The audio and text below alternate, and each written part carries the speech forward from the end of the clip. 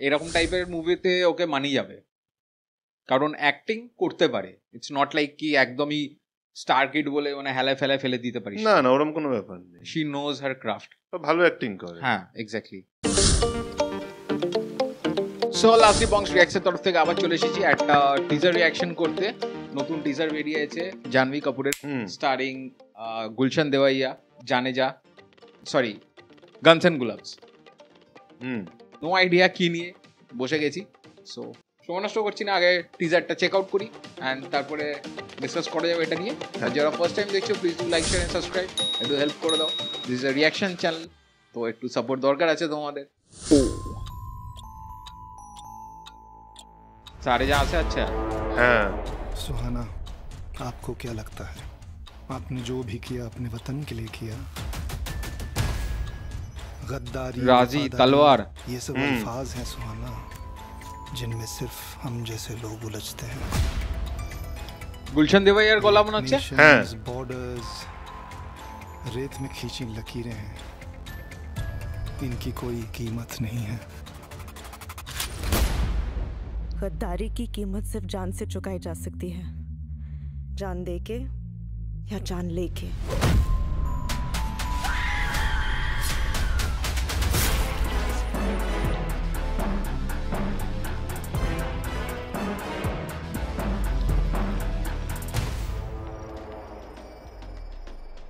Just একটা looks দিয়েছে।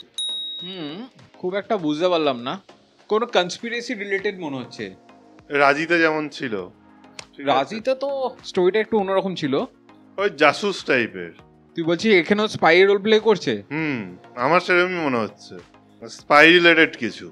একবার দেখি সিনপসিস যদি থাকে এটার কিছু। জুলাই 5th, দেরি আছে অবশ্য। The journey of a young diplomat, spy না, the journey of a young diplomat belonging to a prominent family of patriots who get embroiled in a dangerous personal conspiracy while far from home turf in a career defining post.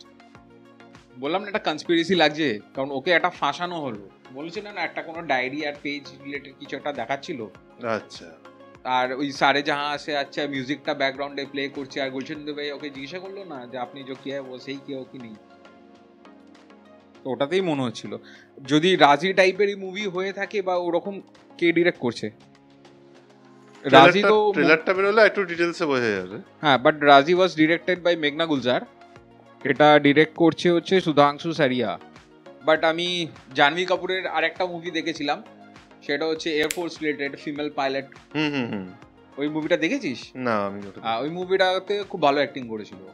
আচ্ছা, এরকম টাইপের মুভিতে ওকে মানি যাবে, কারণ acting করতে পারে। It's not like কি একদমই স্টার কিড বলে মানে হেলায় ফেলায় ফেলে দিতে পারি। না না, ওরকম কোনো ব্যাপার না। শি নোজ হার ক্রাফট, ভালো অ্যাক্টিং করে। হ্যাঁ এক্স্যাক্টলি।